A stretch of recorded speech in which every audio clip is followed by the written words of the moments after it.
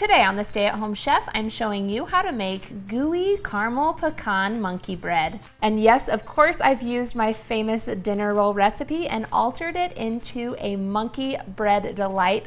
This is so good. It's probably the best monkey bread you've ever had. You can make this by hand or in a stand mixer. You'll need 1 tablespoon of instant or active dry yeast, 2 tablespoons of sugar, 1 teaspoon of salt, and 1 cup of lukewarm milk. You want it to be just warm to the touch like a baby's bathwater. You'll need 1 large egg, 3 tablespoons of melted butter, and about 3 cups of all-purpose flour, but start with just 2.5 because you can always add more later. Let it mix until the dough pulls away from the sides of the bowl. You should end up with a nice smooth and elastic dough ball. You want it to be soft and tacky, but not so sticky that it sticks to your hands. We'll place this into a lightly greased bowl, cover it with plastic wrap or a towel, and let it rise for about 90 minutes. Once the dough is double in size, it's time to assemble our monkey bread.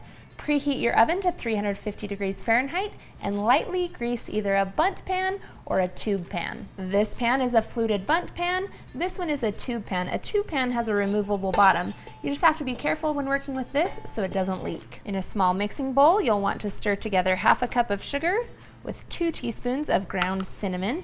We're gonna roll our dough pieces in this cinnamon sugar mixture. Then you'll want to pinch off little pieces of your dough. You can go like the size of a large grape and roll it into a little ball. Roll it in the cinnamon sugar mixture to coat and then place into your pan. Repeat with all of your remaining dough. It can go a little bit faster if you just work in steps so that you roll all the little pieces first, then coat, then put in the pan. This is the perfect recipe for kids to help with because it doesn't matter if the dough balls are the same size or if they're even smooth and round. Just do a quick and dirty job. You can even roll multiple pieces at a time in the cinnamon sugar to coat and then just stack them up in the pan. Just kind of stack them up and toss them around. You just want to make sure that it's not lopsided, but it doesn't have to be perfectly even in the pan. We're gonna set this aside and it'll rise a little bit while we make our caramel pecan sauce on the stove. Get 3/4 cup of butter melting in a saucepan over medium heat. Once the butter is melted, you'll add in 1.5 cups of brown sugar,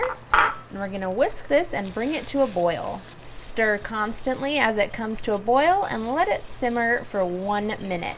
Then we'll remove it from the heat, and then we'll whisk in 1 cup of chopped pecans. Then we're gonna pour this over our dough balls. I kind of stir mine around just a little bit so that the caramel and pecans can get in between all of those little dough balls. Now you don't have to do that, but if you do, just be sure to be gentle. Then we're gonna bake this in the 350 degree oven for about 30 to 35 minutes.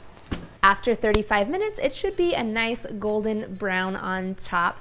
You'll wanna let it cool in the pan for about 10 minutes and then grab a serving platter. I'll kind of put that over on and then flip it around, then gently pull off the pan. There you go. This looks amazing. Of course, monkey bread is really good while it's still warm, so we are ready to eat.